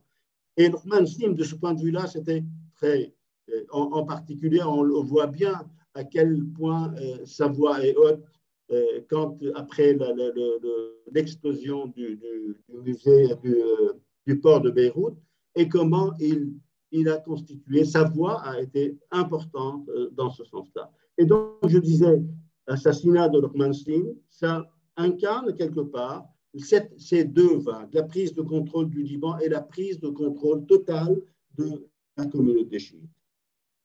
Ces différentes vagues d'assassinats depuis l'indépendance, je disais, ce sont des vagues pour défaire le Liban, pour défaire l'idée même du pays. Ce qui, quand on regarde de près, c'est vrai qu'il y a la question de la guerre civile. C'est vrai, comme disait toujours, l'extérieur ne vient à l'intérieur qu'à partir du moment où s'il est invité à l'intérieur. Mais il faut aussi voir les choses, c'est que cette construction même à l'intérieur de la communauté chiite, du contrôle sur la communauté, c'est fait par le sang, c'est fait par les assassinats. Sans les assassinats, je veux dire, la Syrie n'a pas pris le contrôle du Liban pacifiquement. Le parti Hezbollah n'a pas pris le contrôle de la communauté chiite pacifiquement. Si c'est fait par le sang, par le meurtre, et ce qui est aussi important quand on parle de meurtre et d'assassinat, les assassinats ont été aussi avaient pour objectif de faire fuir les opposants de l'intérieur de la communauté chiite. Des centaines de familles ont été obligées de fuir. Des milliers de familles ont fui leur village, leur quartier, leur ville pour aller habiter ailleurs, pour finir par nettoyer le nettoyage culturel de la communauté chiite. Et ça, c'est très important. Et donc, quand on dit ça, c'est donc par le sang. Et tous ces assassinats qui ont un lien constant avec l'extérieur, avec l'autoritarisme arabe ou par la suite avec le régime iranien, il y a un refus qu'ils ont pour commun tous, un refus fondamental, le refus de la souveraineté et de l'indépendance du pays, le refus constant de la diversité et surtout de la liberté, de la libre parole des Libanais. Et depuis, c'est pour cela l'importance de l'assassinat des journalistes depuis le début. Donc, c'est un refus de la souveraineté, mais c'est aussi, et ça ce qui est fondamental, une revendication d'une autre souveraineté. c'est-à-dire depuis le début, alors que le Liban s'est construit sur l'acceptation de la souveraineté et de l'indépendance du pays par la première élite politique syrienne indépendantiste, la vague de régimes des coups d'État, ils ont constamment remis en cause cela et ils revendiquent une souveraineté de ces régimes sur le Liban et sur sa population. Première expression, comme dans la théorie classique de la souveraineté, première expression de cette souveraineté, de ce droit d'exercer sa souveraineté sur le pays, c'est le droit de vie et de mort. C'est le droit de vie et de mort, c'est-à-dire le droit de tuer au Liban. Le droit de tuer au Liban, ces régimes autoritaires, ils ont le droit de vie et de mort sur leurs sujets, sur leurs citoyens, ce ne sont pas des citoyens, et ce droit il ne s'exerce pas à l'intérieur de la Syrie par des assassinats. Il s'exerce d'abord, les assassinats, ils le font à l'extérieur. À l'intérieur, ce sont des political killings, c'est-à-dire c'est des meurtres politiques à l'intérieur des prisons, c'est des condamnations à mort, etc. Mais le droit à la souveraineté au Liban par les régimes syriens doit s'exercer ou par des régimes autoritaires, par Nasser, s'exerce à partir de là par des assassinats. Donc c'est l'expression même de ce droit à la souveraineté, droit de vie et de mort de ces régimes sur le Liban. Et deuxième caractéristique de cette expression de droit à la souveraineté, c'est le droit de lever des milices. Le droit, normalement, les souverainetés s'exercent par le fait que je lève une armée, j'ai une armée qui s'exerce sur un territoire. Alors, comme des régimes autoritaires arabes considèrent le Liban comme étant un territoire qui est un peu rebelle, et donc il va falloir ramener à l'ordre.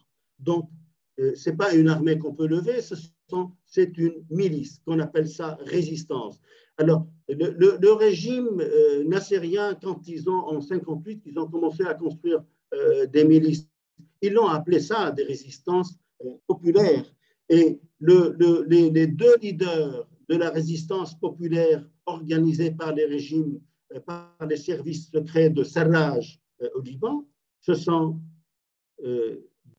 les deux personnes qui ont assassiné des journalistes au Liban. Le premier, c'est Shahab el-Din qui a assassiné deux journalistes, et on le sait, Fouad Haddad et un autre.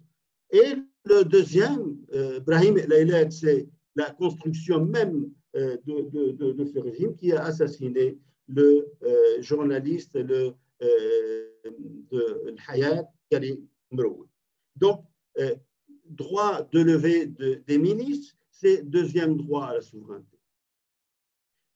Troisième droit, c'est le fait de considérer comme toute remise en cause de ce droit à l'assassinat, au droit de vie et de mort, comme étant une atteinte, une agression, atteinte à la souveraineté de ces régimes ou à le droit de la souveraineté de ces régimes sur le pays. Deux exemples extraordinaires dans l'histoire du pays qui montrent cela. Le problème, et c'est ça la construction de l'impunité au Liban. Le premier assassinat qui a été fait, c'est l'assassinat en 1949 par le régime arrivant en Syrie avec le coup d'État de Hosni Zaïn. On assassine un notable palestinien, Kamel Hussein el-Youssef.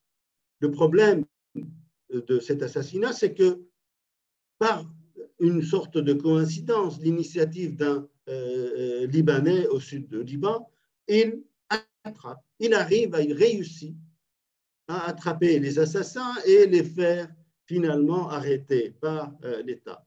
Malheureusement, alors le malheur, c'est qui sont les assassins? Ce sont un officier de l'armée syrienne et 3 soldats. Alors, et on se retrouve avec la première grande crise entre le Liban et la Syrie. Immédiatement, la Syrie ferme ses frontières, revendique, somme le Liban de rendre les assassins. Et le Liban se trouve face à une situation où que faire?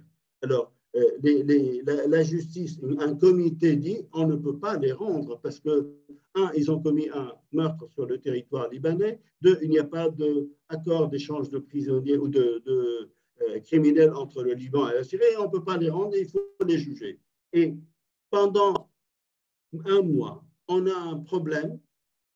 Alors, le régime syrien menace menaces d'armer l'opposition libanaise pour faire une révolution à l'intérieur, et il finit par armer le parti nationaliste syrien en accord avec Antoun Saadeh, et c'est la première, ce qu'ils appellent les nationalistes syriens, appellent la révolution contre le régime libanais, et ils revendiquent même officiellement, ils demandent à Bachar al-Khouri que le premier ministre Ziad Solh démissionne.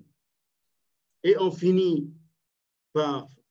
C'est extraordinaire, cette répétition. Et donc, le problème est devenu non pas l'assassinat, le problème, c'est le fait qu'on a attrapé les assassins et du coup, ça a créé une crise extraordinaire, les frontières fermées, on sait à toutes les conséquences économiques et politiques de cela. Et donc, le Liban, finalement, avec l'intervention des pays arabes, et on a trouvé un accord qui a fait qu'on a ramené les assassins au Liban. La même chose s'est répétée avec le régime de Nasser quand on a attrapé les assassins du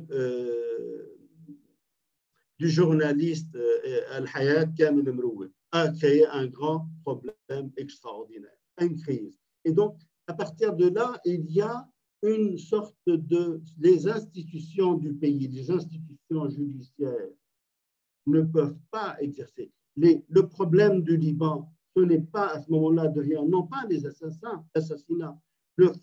Le malheur, c'est quand on attrape les assassins. Et à ce moment-là, nous sommes face à des crises extraordinaires. Donc, nous sommes constamment face à j'arrête là, oui, face à ce dilemme, et face à ce dilemme où l'impunité, c'est l'échappade. Nous sommes face, soit on accepte l'impunité et à partir de là, on défait les institutions, soit c'est la menace par la guerre civile à l'intérieur du pays. Et nous sommes, depuis Riyad al-Salah jusqu'à Luqman Slim, les assassinats sont des assassinats souvent, ils sont connus, on sait qui a fait, mais il faut faire en sorte ou faire comme si on ne sait pas qui c'est qui est. Merci. Merci beaucoup pour cette intervention qui complète parfaitement celle de nos amis parisiens. Merci d'avoir rappelé ces chiffres effrayants déjà de 197 assassinats donc depuis 1943. Je crois que si on remonte à 1920, la liste serait encore plus longue. Merci d'avoir évoqué des figures comme Fouad Haddad et comme Hana parlait au début de la chape de plomb qui s'abat aujourd'hui en Égypte. Ça me rappelle un autre Haddad qui s'appelait Farid Haddad, un médecin communiste égyptien assassiné également, l'une des figures.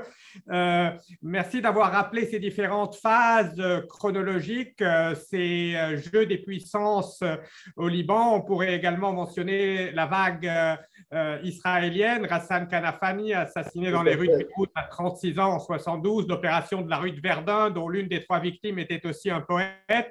Donc ces vagues sont en effet incessantes. Aucun pays de la région n'a été innocent. C'est vraiment le crime de l'Orient Express. Je crois que tous les régimes de la région ont fait assassiner des Libanais ou liquider leurs propres opposants réfugiés au Liban. Cela mériterait vraiment un ouvrage et plusieurs colloques, et je suis heureux de savoir que la Fondation Luqman Slim va faire des assassinats politiques et des assassinats d'intellectuels l'une des cibles principales de son travail.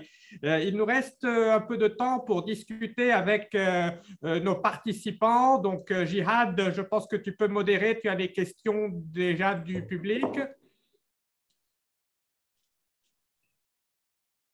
En fait, qui souhaiterait intervenir? Il est possible de vous donner la parole. On avait eu au départ une demande de la... Oui. Je vois Naïl Adebs qui a une remarque. Je vois que Mathieu Rey est avec nous, une remarque intéressante sur la banalisation de la violence. Donc, n'hésitez pas à lever la main. Et je vais commencer par ma collègue Christine Assaf, historienne qui a été doyenne de notre faculté des lettres et des sciences humaines. Merci Christine d'être avec nous. Oui, c'est moi qui vous remercie pour ce webinaire extrêmement intéressant. Merci, M. Bozarslav. On s'est rencontrés il y a quelques années.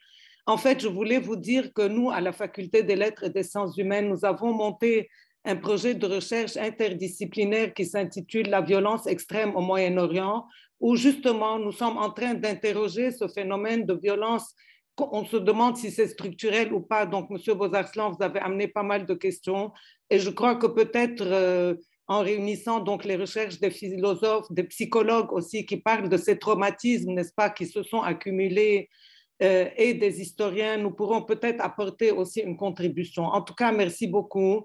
C'était extrêmement intéressant. C'est tout ce que je voulais dire. Merci, Karim, d'avoir organisé ceci. Merci, Christine, d'avoir été avec nous. Tu as toi aussi beaucoup travaillé sur ces sujets.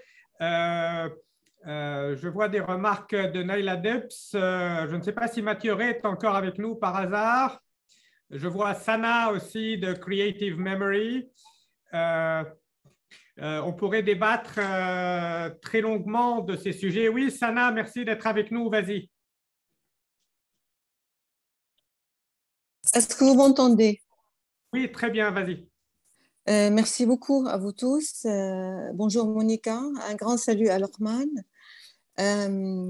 C'est très important. Unmute. Je ne sais pas pourquoi ça me fait mute. C'est bon? Vous m'entendez? Là, c'est bon. Oui, alors, vous savez que, bon, dans le contexte syrien, les assassinats sont massifs, Marouane vient de le dire, et donc on n'arrive pas même à trouver un mot adéquat à ce qui se passe, surtout durant ces dernières 11 années. Très récemment, les Syriens, depuis leur diaspora, ont réussi à effectuer des poursuites judiciaires. Et on a vraiment réussi à obtenir des jugements contre des responsables repérés par les Syriens eux-mêmes qui ont été sous les tortures et qui ont survécu à leur emprisonnement, qui ont été libérés, etc. Et ce qui m'intrigue et ce qui me laisse très surprise, c'est que cette question-là, ces poursuites judiciaires, divisent les Syriens qui cherchent la justice. Les Syriens, même anti-régime, qui cherchent la justice. Ils sont divisés sur la question en se disant à quoi ça sert si on n'arrive pas à juger Bachar el-Assad et les responsables directs, à quoi ça sert de poursuivre ces petits responsables? C'est quand même pour moi absurde. Je ne comprends pas pourquoi dans nos sociétés orientales, on perçoit les choses de cette manière-là.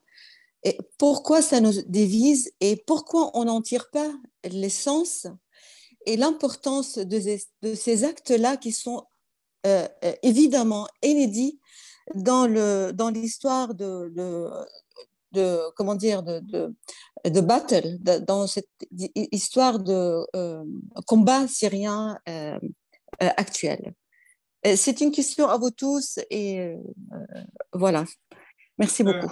Merci beaucoup, Sana, pour ces questions qui ouvrent beaucoup de pistes. Je vais, avant de rendre la parole au panel, je vais prendre également Mathieu Ray. Je vois une main levée. Mathieu qui connaît mieux que tous l'histoire de la Syrie, notamment. Bonjour. Alors, j'espère que vous m'entendez. Ah. Oui, très bien. Ok, parfait, ça passe. Je suis désolé, ma connexion est assez mauvaise aujourd'hui. C'est les plaisirs de Beyrouth, comme vous le savez, de temps à autre, où il y a les coupures de... J'ai deux séries de remarques. D'abord, qui vient de nous être fait, la mise en procès en général de périodes compliquées, pour des Français, c'est assez connu. Hein, les procès de la Libération n'ont pas été tout à fait unanimistes de savoir qui était responsable, de qui devait être jugé, notamment dans les petits. Et il y a cette célèbre phrase de la fin du documentaire de Nuremberg à Nuremberg pour dire « mais alors, la responsabilité s'arrête où? Est-ce que le conducteur ou l'aiguilleur de train était responsable ou pas ?» Donc, il faut peut-être faire attention sur l'écho moral et l'écho social que des procès engendrent nécessairement dans des sociétés qui n'ont pas le temps de pacifier ou de penser les plaies justement de conflits assez lourds. Ça, c'était plus un commentaire. Une remarque en fait par rapport à ce qu'a dit Henri Laurence tout à l'heure dans les séquences en disant qu'à partir de 1945, on avait beaucoup moins d'assassinats politiques, sauf dans un territoire, la Syrie, entre 1945 et 1957, où le dernier grand assassinat, Adnan el-Malki, est quand même celui qui reforge durablement les alliances, avec le double paradoxe de l'assassinat dans ces cas-là, l'assassinat comme celui qui ferme la parole, effectivement, comme nous disait tout à l'heure Amit, et l'assassinat qui soude, qui permet de fédérer, qui permet à un moment donné à un groupe qui, pour des raisons différentes, est en difficulté, de se fédérer et de s'emparer de l'État. Et le grand absent, je trouvais, de toute la discussion était où est l'État dans toute cette affaire, parce que normalement, l'État, c'est le monopole de la violence symbolique, c'est celui qui juge, c'est celui qui met en cause. Et là, on a quand même affaire, dans les séquences énoncées, à des assassinats qui ne sont pas dirigés contre l'État directement, mais contre des périphéries ou des voix qui voudraient se faire entendre de la chose publique pour dire qu'il y a un problème dans cet État ou dans cette chose publique et qui se font taire. On n'est pas dans les mêmes dynamiques, par exemple, que la France de la fin de la Troisième République où les anarchistes assassinent des figures pour déstabiliser l'État. Et c'est cette absence que je voudrais peut-être apporter dans le débat. Merci Mathieu. En effet, c'est une des questions qui mériterait d'être traitée en profondeur. Avant de rendre la parole aux panélistes, je vois que Madame Fatna El-Bouinova a également une question.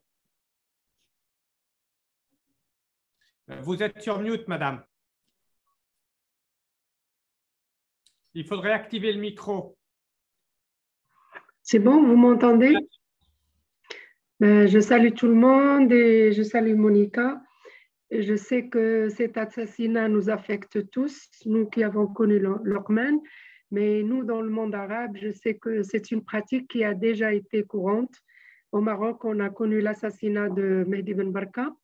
Et jusqu'à aujourd'hui, justement, par rapport à la procédure judiciaire et par rapport à soit à la famille ou au peuple entier qui demande la justice par rapport à cet assassinat, ça fait une cinquantaine d'années et jusqu'à aujourd'hui, on n'a pas eu encore, on n'a pas pu avoir justice, mais n'empêche que l'assassinat qui a eu lieu en 1965 n'a pas pu empêcher ou faire taire les voix libres dans ce pays ou dans d'autres. Au contraire, c'était un pas en avant et c'était un élément déclencheur pour justement s'exprimer et ouvrir la voie libre et ouvrir la voie du militantisme jusqu'à aujourd'hui. Et donc, pour moi, c'est vrai que le processus de rendre justice et d'aller dans un procès, c'est vraiment, il est à l'ordre du jour, mais il y a aussi la voix du peuple qui rend justice à ça et la continuité du combat qui est pour moi la réponse à ces assassinats et à ces moyens de faire disparaître les voix libres. Et ça me fait de la peine que ça existe aujourd'hui. J'étais très affectée par la disparition de Lokman parce que pour moi, c'était un espace où on venait s'approprier la mémoire positive et travailler justement sur la mémoire positive. Voilà. Merci beaucoup. En effet, remarque tout à fait pertinente. Vous avez évoqué le Maroc. On pourrait citer Jean-Pierre Filiu a parlé de l'Algérie. On pourrait citer Farak Foda en Égypte. On pourrait citer énormément de figures. C'est un sujet qui mériterait un cycle de conférences. Nous avions organisé, après la mort de Lokman Slim, un cycle de 8 webinaires sur l'anatomie des assassinats politiques, étudiant les différents aspects, mais ce sujet est véritablement, hélas, inépuisable. Je voudrais revenir à Hamid Bozarslan pour éventuellement qu'il puisse réagir aux différents points qui ont été soulevés, notamment par Mathieu Rey sur le rôle de l'État. Quelques remarques peut-être finales? Peut-être Henri Laurence d'abord, puisqu'il était le premier.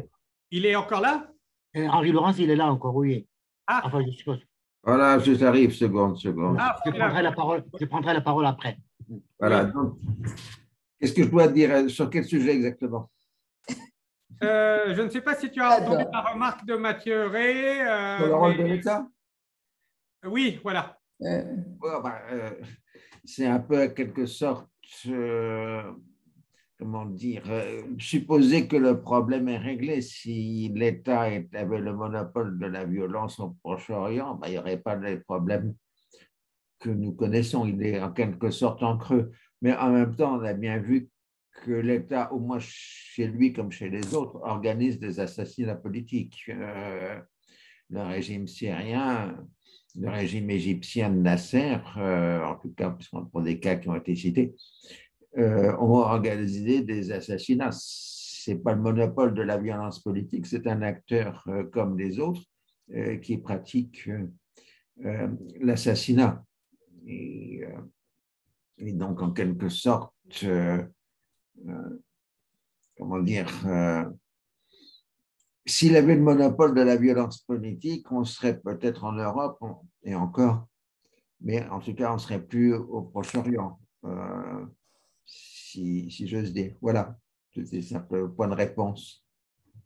Merci Henri. Une question que l'on pourrait se poser sur le rôle de l'État, si précisément peut-être ces intimidations, ce chilling effect des assassinats politiques ne contribuent pas à entretenir dans le monde arabe une tradition d'intellectuels de cour, de scribes du pouvoir. On a énormément d'intellectuels parfois talentueux qui en viennent à mettre leur talent au service de régimes abjects, trahissant ainsi la vocation d'un intellectuel. Donc cette trahison des clercs dans le monde arabe est peut-être en partie liée au fait que ces assassinats politiques sont malheureusement parfois réussis et parviennent à atteindre leurs objectifs, qui est précisément d'intimider et d'inciter des figures qui n'ont peut-être pas une épine dorsale suffisamment solide à se plier et à devenir des laudateurs des régimes autoritaires.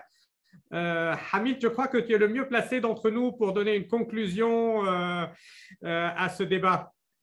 Sans doute pas une conclusion, mais peut-être 2 ou 3 remarques par rapport aux observations qui ont été faites. Mathieu, un grand bonjour, j'espère que vous allez bien.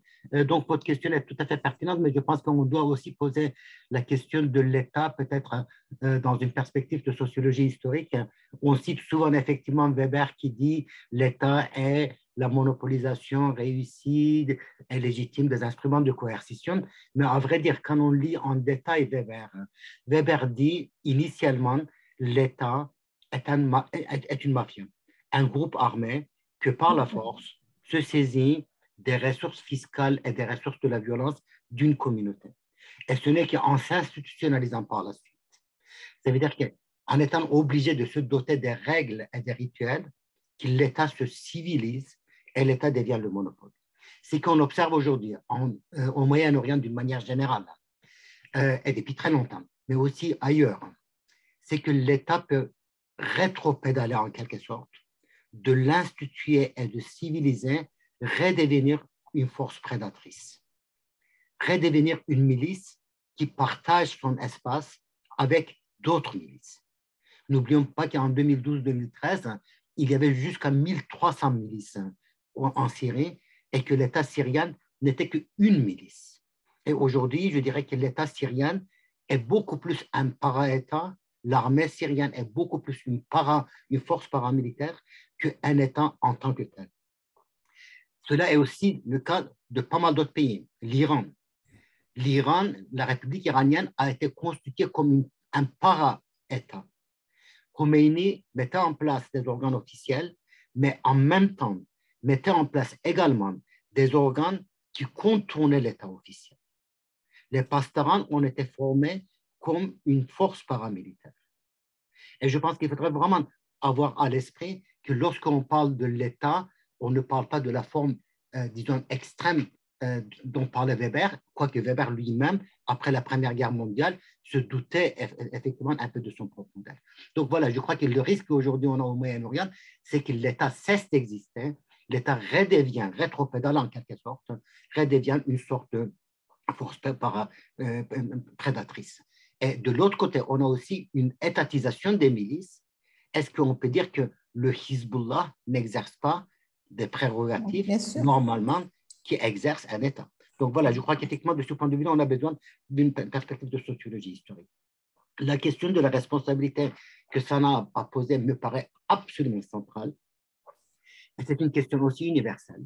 c'est une question universelle parce que énormément de tortionnaires argentins disaient que les vraies victimes, c'était eux qui étaient obligés de torturer et non pas les torturer.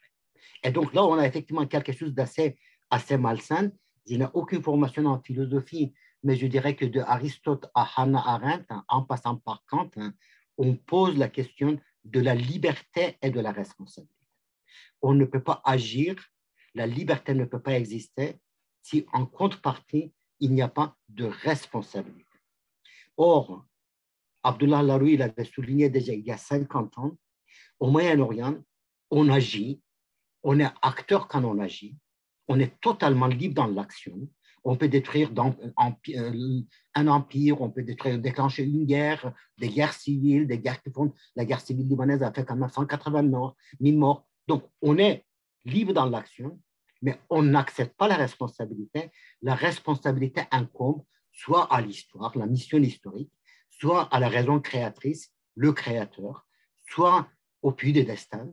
Et il y a cette fuite de la responsabilité n'est pas assumée. Et je pense que l'avenir du Moyen-Orient, et d'une manière générale, de la notion de citoyenneté, passe par cette notion de responsabilité. On ne peut pas désormais avoir des actants qui agissent, qui tuent, etc., et après qu'ils disent qu'ils ont obéi à une voix sublime, supérieure qui venait, ils ont représenté le front de résistance et la résistance qui les dicte, etc. Non, il y a une responsabilité et je crois que cette responsabilité à tous les niveaux doit être assumée, sachant que, bien entendu, la responsabilité de Bachar al-Assad, de Maher al-Assad, de Qasem Soleimani, donc, qui a été assassiné, le chef de Al-Quds, est infiniment plus importante. La responsabilité de quelqu'un comme Poutine ou d'Erdogan est infiniment plus importante que la responsabilité de ces deux personnes qui se sont fait passer pour un exilé. Et puis, peut-être malgré tout, un petit mot à propos de ce que Christine Assaf disait. Oui, je crois que vous avez absolument raison. Il y a des contextes dans lesquels plusieurs formes de violence peuvent coexister et s'appuyer aussi sur une forme de guerre. La guerre civile libanaise, je crois qu'elle représente à peu près la Première Guerre mondiale à l'échelle européenne. Aujourd'hui, la société syrienne a disparu. 23 millions de personnes, on a 7 millions de réfugiés, 6 millions de déplacés, 500 000 morts.